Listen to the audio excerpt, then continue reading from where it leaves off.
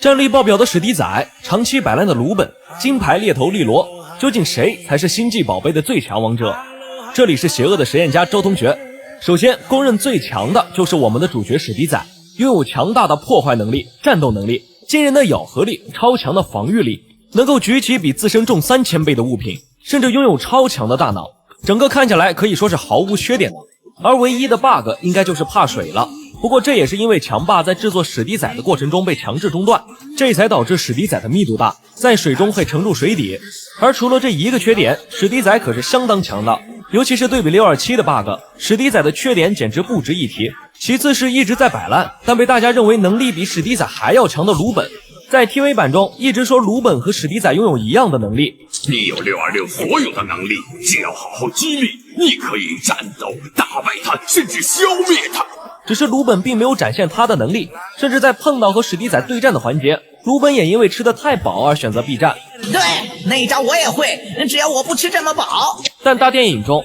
利罗为了联系到史迪仔，去找625帮忙，给他送了三明治，为他取名鲁本，这也让鲁本感受到自己是被认可的，就选择帮助了利罗。这里不只展现了鲁本强大的大脑，能举起比自身体重重很多的物品，修理飞船的能力，甚至鲁本还用了一直隐藏起来的另外2只手。不过究竟是鲁本更强还是史迪仔更强，都有待商讨。毕竟鲁本一直处于摆烂状态，而且他俩并没有正式对战过。然后是可以为大部分实验品找到工作的利罗，利罗的能力真的是不容小觑的。不管这个实验品之前在外面怎么破坏、怎么捣乱，被利罗和史迪仔捉到后都能改邪归正，甚至利罗还会给他们安排合适的工作，就是工资是一点没提，也因此被认为是黑中介。但是利罗就连600号的阿呆都能给安排到合适的工作，也确实厉害。阿呆还是有一些长处的，撞到东西。不过并不是所有实验品都能被安排到，就比如254号的臭蛋，因为味道太臭被送到外星；199号的八卦佬，因为一直打探别人的隐私被嫌弃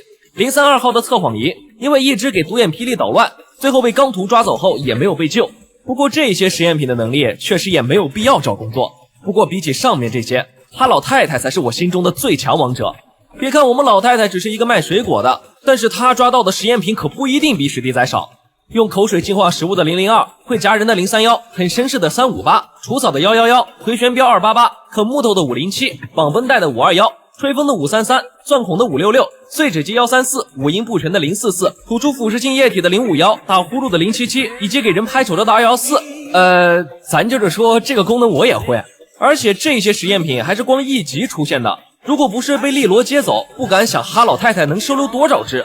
并且在看见566钻地毯时，哈老太太上去阻止，566还后退了，甚至换了个地方。就是说强霸的实验品都这么听话吗？而且老太太还叫这些实验品猫咪，好可爱的猫咪。